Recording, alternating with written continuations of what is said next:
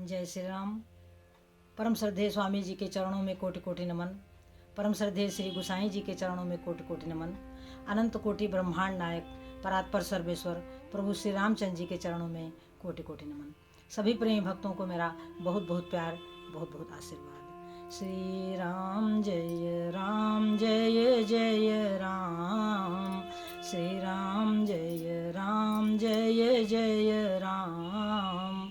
मंगल मूर्ति मारुति नंदन, सकल मंगल मूल निकंदन। पवन तनय संतन हितकारी, हृदय विराजत अवध बिहारी। मातु पिता गुरु गणपति नारद, शिवा समेत शंभु सुख सारद। चरण बंदी बिनऊ सब काहू, देहु राम पद नेह निबाहु। बंदऊ राम लखन बय देही, जे तुलसी के परम सनेही। जे तुलसी के परम सनेही। श्री राम जय राम, जय जय राम। श्री राम जय राम, जय जय राम। सज्जनों, श्री गुसाई जी को करोड़ों धन्यवाद है। तुलसी सुत कोटिक धन्य तुम्हें, कविता कछु ऐसी बनाई गयो। जिनके पग में पनही न होती, तिनके सिर छत्र धराई गयो। द्वापर मह ये कई व्यास भये, कलिकोटिक व्यास बनाई गयो। कलिकोटिक व्यास बनाई गयो। तुलसी सुत कोटिक धन्य तुम्हें। सज्जनों, द्वापर मह एक ही व्यास भये, कलिकोटिक व्यास बनाए गयो। तुलसी सुत कोटिक धन्य तुम्हें। सज्जनों, श्री गुसाई जी को करोड़ों करोड़ों धन्यवाद है। भगवान की कृपा हो और हमें प्रभु की याद आ जाए। श्री बेनी कवि भी कहते हैं श्री गुसाई जी के लिए, क्या कहते हैं कि कपटी कुराही कूर, कलि के कुचाली जीव। कौन राम नाम हूँ कि चर्चा चलावतो। कौन राम नाम हूँ कि चर्चा चलावतो। कपटी कुराही कूर, कलि के कुचाली जीव। भारी भव सागर से उतार तो कवन पार। जो पै रामायण तुलसी न गावतो।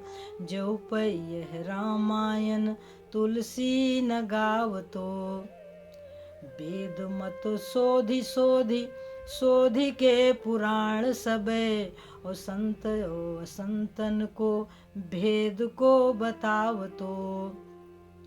बेनी कवि कहें मानो मानो हो प्रतीत, ये पाहन हिये में कौन प्रेम उपजावतो। भारी भव सागर से उतार तो कवन पार। जो पै रामायण तुलसी न गावतो। और जो पै यह रामायण तुलसी न गावतो। तो सज्जनों, हम हजारों मुख से यदि श्री गुसाई जी की भावनाओं का गुणगान करें, उन्होंने जो तपस्या करके, उन्होंने जो साधना करके, जिस प्रेम को प्राप्त करके उन्होंने प्रेम की गंगा, राम प्रेम की गंगा, प्रभु भक्ति की गंगा जो बहाई है, हम सब उनके ऋणी हैं। सज्जनों, हम सब ऐसे संतों के ऋणी हैं। हम सब श्री गुसाई जी के सारा सनातन धर्म तुलसीदास जी का ऋणी है सज्जनों। और वह ऋण हम कैसे उतार पाएंगे? उनके सिद्धांतों पर चलकर। संतों के जो सिद्धांत हैं, जिसके लिए उन्होंने पूरा का पूरा जीवन दे दिया, उन सिद्धांतों पर हम चलने का प्रयास करें। उन सिद्धांतों पर चलने में कोई कठिनाई नहीं है। केवल और केवल हम भगवत भजन करें, क्योंकि वही हमारा सच्चा साथी है। जो प्रभु का भजन है वही हमारा सच्चा साथी है। वो नहीं होगा तो हम चल नहीं पाएंगे सज्जनों, यह निश्चित बात है। यह भी श्री गोसाई जी ने कहा कि रघुपति विमुख जतन कर कोरी, कवन सकई भव बंधन छोरी। रघुपति विमुख जतन कर कोरी, कवन सकई भव बंधन छोरी। इस संसार का जो माया का बंधन है, उससे हमें कोई छुड़ा नहीं सकता सज्जनों, यह निश्चित बात है, निश्चित। अब भगवान का भजन कर लेने पर, राम की शरण ले लेने पर, संतों की शरण ले लेने पर हमारी सहज ही मुक्ति है। गत वीडियो में हमने आपको कथा सुनाई थी कि नारद जी को शंकर भगवान ने मना किया कि जिम यह कथा सुनायूं मोही, हे मुनिवर, जो आपने यह कथा सुनाई है वो कथा कभी भगवान विष्णु को मत सुना देना। यदि प्रसंग भी छिड़ जाए तो भी उसको नजरअंदाज कर देना। परंतु नारद जी नहीं माने। देखिए, यही बात है कि यदि हम संतों का कहना नहीं मानेंगे, भगवान का कहना नहीं मानेंगे, संतों का आदेश, भगवान का आदेश दोनों एक ही है सज्जनों। जो प्रभु हमारे कहते हैं गीता में और अनेकों पुराणों में, संत उसी की व्याख्या करते हैं कि शंकर भगवान ने कहा किसके लिए क्या कहा, गणेश भगवान जी ने कहाँ पर क्या कहा, प्रभु श्री रामचंद्र जी ने कहाँ पर क्या कहा, माता सीता की वाणी क्या है, माता सुमित्रा क्या बोलती हैं, कौशल्या जी का भाव क्या है, और तमाम विदुषी कवियत्री भक्तिमती महिलाओं की वाणी क्या है। वो सब हमारा जो संत समाज है उसको संकलन करता है, उसको एकत्र करता है, और वही हमारे लिए अमृत हो जाता है सज्जनों। तो वो हमारे लिए ही है।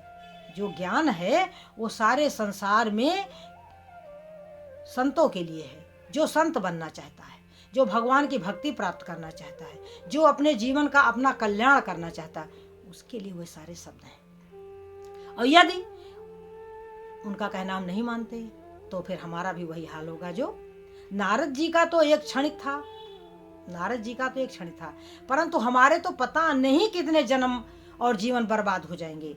हम सुख की चाह में भटकते रहेंगे और सुख कभी मिलेगा नहीं। ये हमारे श्री गोसाई जी ने कहा है शुरुआत में ही कि तिरसित निरखिर बिकर भव बारी, फिर है मृग जिमी जीव दुखारी। ये जीव कैसे दुखी होगा? तिरसित जैसे प्यासा हिरन होता है और मई जून के महीने में वो देखता है कि दूर सूर्य की जो रश्मियां हैं वो बालू की रेत पर पड़ रही हैं, जिसमें झिलमिल झिलमिल होता है। मृग को भ्रम हो जाता है कि वहां जल है, वहां जल नहीं होता। दौड़ करके मृग जाता है, थक जाता है, परंतु वहां से वापस आना पड़ता है क्योंकि वहां जल है नहीं, वहां तो जल का भ्रम है। इसी तरीके से संसार में माया में सुख नहीं है, यह केवल और केवल भ्रम है। तिरसित निरख रबिकर भवबारी, फिर है मृग जिम जीव दुखारी। इसी तरीके से हम सब सुख की चाह में भटक रहे हैं सज्जनों। ये भटकाव कभी बंद नहीं होगा। सुख चाहने से किसी को सुख नहीं प्राप्त होगा, कथा यही बताती है। अब जब हमारे भगवान विष्णु ने देखा कि उर अंकुर्यो गर्भ तरु भारी, नारद जी के हृदय में गर्भ का अंकुर फूट गया है। अब भगवान कह रहे हैं कि बेग सोमय डारी हूं उखारी, मैं उसको उखाड़ कर फेंक दूंगा, क्योंकि मेरा प्रण है भक्तों की रक्षा करना। जो मेरी शरण में है उसकी रक्षा करना। अब सज्जनों क्या हुआ, नारद जी वीणा बजाते हुए वहां से चले और उधर भगवान विष्णु ने योग माया को आज्ञा दे दी। अब योग माया ने क्या किया, जिधर नारद जा रहे थे उस मार्ग में 100 योजन दूरी में एक बहुत ही सुंदर राज्य का विस्तार किया, जहां का राजा कौन है? शीलनिधि। और शीलनिधि की कन्या कौन है? विश्वमोहिनी। देखिए नाम देखिए, शीलनिधि, जिसके पास सदाचार रूपी निधि है। यह माया उसकी पुत्री है, यानी शीलनिधि की पुत्री विश्वमोहिनी, जो सारे विश्व को मोहित करती है, जो मोह जाल में बांधती है। वो कौन है? उसका पिता कौन है? शीलनिधि। यानी कहां से ये विश्वमोहिनी प्रकट होती है? सदाचारी जीव के पास से, जिसके भीतर सदाचार है। ये किसके वश में रहती है? जो सदाचारी है। यह माया का प्रभाव किसी सदाचारी व्यक्ति पर नहीं पड़ता, इसलिए वो कौन है? शीलनिधि की कन्या है विश्वमोहिनी। अब क्या है? मुनि कौतुकी नगर ते गए। नारद जी कौतुकी हैं, पहुंच गए बीड़ा बजाते हुए। अब क्या किया? जैसे हमारे पर्वतराज हिमालय ने ला करके पार्वती जी को चरण स्पर्श कराया और कहा इसके भाग्य में क्या लिखा है देखो, इसी तरीके से हमारे शीलनिधि ने भी किया। बड़ा आदर सत्कार किया नारद जी का, और आन दिखाई नारद नहीं। नारद को अपनी कन्या को दिखाया, आशीर्वाद लिया, और उसके बाद कहने लगे इसके हाथ देखो, आज इसका स्वयंवर होने वाला है, इसके भाग्य में क्या लिखा है। अब नारद जी ने देखा, क्या देखते हैं कि जो यही बरई अमर सोई हुई, इसका विवाह उसके साथ होगा जो अजर अमर होगा, और उसको युद्ध में कोई जीत नहीं सकेगा। अब ये देखा और देख करके सज्जनों मोहित हो गए, विचार करने लगे कि क्यों ना हम इसके साथ विवाह करें और अजर अमर हो जाएं। देखिए अब ऐसी माया होती है। अभी तो इन्होंने कामदेव को जीत लिया था, और अब क्या हो रहा है? सोच रहे हैं कि अब इसके साथ विवाह कैसे करूं। तो विचार कर रहे हैं कि हरि सन मांगो सुंदरताई, भगवान विष्णु से मैं सुंदरता मांगू। अब ये बात भूल गए नारद जी कि भगवान सर्वत्र हैं, प्रभु व्यापक हैं, ये भूल गए। चले कहाँ जा रहे? भगवान विष्णु के पास। अब भगवान तो भाई है ही, बहुत प्रार्थना करी नारद जी ने कि किस प्रकार से भगवान विष्णु हमको मिले और हम उनसे वरदान मांगे, उनसे सुंदर होने का वरदान मांगे। मुनि बहु विनय की नित्य ही काला, और प्रगटे प्रभु कौतुकी कृपाला। भगवान प्रकट हो गए। अब नारद जी ने जब देखा कि भगवान प्रकट हो गए तो नारद जी बड़े प्रसन्न हो गए। उन्होंने सोचा कि अब तो हमारा काम बन जाएगा। अब सारी बात उनसे कहा विश्वमोहिनी वाली, आपन रूप देव प्रभु मोही, हे प्रभु अपना रूप मुझे दे दो, जिस प्रकार से मैं उसके साथ विवाह करूं। अब हमारे भगवान विष्णु खड़े होकर के सोच रहे हैं, नारद को देख रहे हैं। नारद जी ने एक बात बहुत बढ़िया कहा। क्या कहा? कि जेहि विधि नाथ होई तो मोरा, करऊ सुबेगी दास मैं तोरा। सज्जनों, यही स्थिति जीव की है। जीव भगवान का भजन करता है, भगवान से प्रेम करता है, परंतु वो मांगता क्या है? मांगता है वो संसार को। यहां नारद जी ने क्या किया? मन में तो इच्छा है विश्वमोहिनी की, परंतु एक बात बहुत गूढ़ बोल रहे हैं कि हे प्रभु जय विधि नाथ होई हित मोरा, करऊ सुबेग दास मैं तोरा, मैं आपका दास हूं। अब प्रभु ने कहा ठीक है भाई, जेहि विधि होई है परम हित, नारद सुनहु तुम्हार, सोई हम करब नयान कछु, बचन न मिर्सा हमार। हमारी वाणी अन्यथा नहीं है, जिस प्रकार से तुम्हारा परम कल्याण होगा। देखिए अब परम कल्याण किसमें है? मैंने पहले भी वीडियो में बताया है कि धन दौलत रुपए पैसे पुत्र पौत्र मान सम्मान ये कल्याण का मार्ग नहीं है। यह तो सबके पास है ही। पुत्र है, धन है, मकान है, समाज में प्रतिष्ठा है। उस व्यक्ति से पूछो जाकर के कि क्या वो सुखी है? नहीं सुखी, वो सुखी नहीं है। प्रतिष्ठावान व्यक्ति भी दुखी, क्योंकि उसको और अधिक प्रतिष्ठा चाहिए। और सबसे बड़ी बात तो यही है कि सब कुछ है, परंतु जीवन जा रहा है इसका भय है। जीव जीना चाहता है, परंतु उसको पता है कि किस समय हम यहाँ से चले जाएंगे, कुछ पता नहीं। किस समय हमारा धन दौलत सब हमसे ले लिया जाएगा, कुछ पता नहीं। कौन हमारे साथ कब तक है, कुछ पता नहीं। इसलिए प्रत्येक जीव दुखी है। परंतु जो भगवान का भक्त है वही और वही केवल और केवल वही सुखी है, जिसको प्रभु का भरोसा है। तो भगवान ने कहा कि जय विधि हुई है परम हित नारद सुनो तुम्हार, सोई हम करब न आन कछु बचन न मिर्सा हमार। हमारी वाणी अन्यथा नहीं है। क्यों? कुपथ माग रुज व्याकुल रोगी, वैद न दे सुनहु मुनि जोगी। अब यह गुप्त बात प्रभु ने कही कि हे नारद, यदि डॉक्टर से वैद्य से कुपथ्य मांगे रोगी तो वैद्य कभी नहीं देता। और इस प्रकार से मैंने तुम्हारे हित का सारा उपाय कर दिया है। प्रभु ने क्या किया सज्जनों? इनको बंदर का चेहरा दे दिया, मरकट बदन भयंकर देही। अब इस तरीके सज्जनों, और इस लीला को शंकर भगवान जान रहे थे। उन्होंने अपने 2 मुख्य गणों को भेज दिया कि देखो जाकर के, नारद को मना किया था परंतु माने नहीं, आज उनको क्या हो रहा है। तो इस तरह के 2 मुख्य गण थे जो कि इनका मजाक उड़ा रहे थे नारद जी का। अब नारद जी बैठे हुए थे, सारे राजा लोग बैठे हुए थे और कन्या जयमाल लेकर के सज्जनों घूम रही थी। हुआ क्या कि जेहि दिसी बैठे नारद फूली, सो दिसी तेहि न बिलो की भूली। जिधर बैठे हुए थे नारद जी, अब इसमें यहाँ बड़ा गुप्त रहस्य था। यहाँ बाकी जितने राजा थे वे नारद को नारद ही देख रहे थे। केवल शंकर भगवान के 2 मुख्य गण और वो राजकन्या ही देख रही थी नारद जी का बंदर वाला चेहरा। भगवान कितने दयालु हैं। सो स्वरूप नृपकन्या देखा। केवल वही शंकर भगवान के 2 गण देख रहे थे, कह रहे थे कि नीक दिन है सुंदरताई, और केवल वो कन्या, बाकी सब तो नारद के रूप में देख रहे थे सज्जनों। अब जे दिश बैठे नारद फूली, सो दिश ते न बिलो की भूली। उस तरफ नहीं देखा। अपुन पुन मुनि उकसहिया कुलाही, देख दशा हर गन मुस्काही। तो सज्जनों, यह स्थिति होती है माया में फंसे हुए जीव को। लोग उसका मजाक उड़ाते हैं परंतु उसको कुछ पता नहीं चलता। संसारी जीव तो हमेशा हमेशा के लिए संसार में रचा बसा है।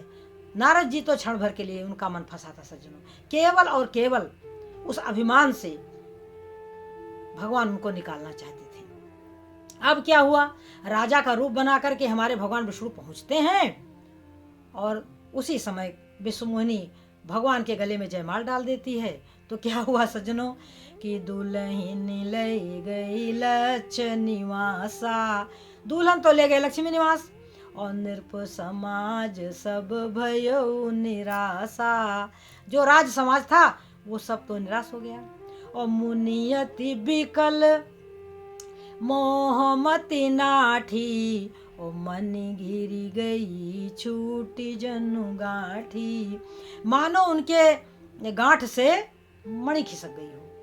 अब तो इनको बड़ा क्रोध आया सज्जनों। अब इसके बाद सज्जनों शंकर भगवान के 2 गणों ने कहा कि निज मुंह मुकुर बिलोक हो जाइए, आप दर्पण में अपना चेहरा देखो जाकर के।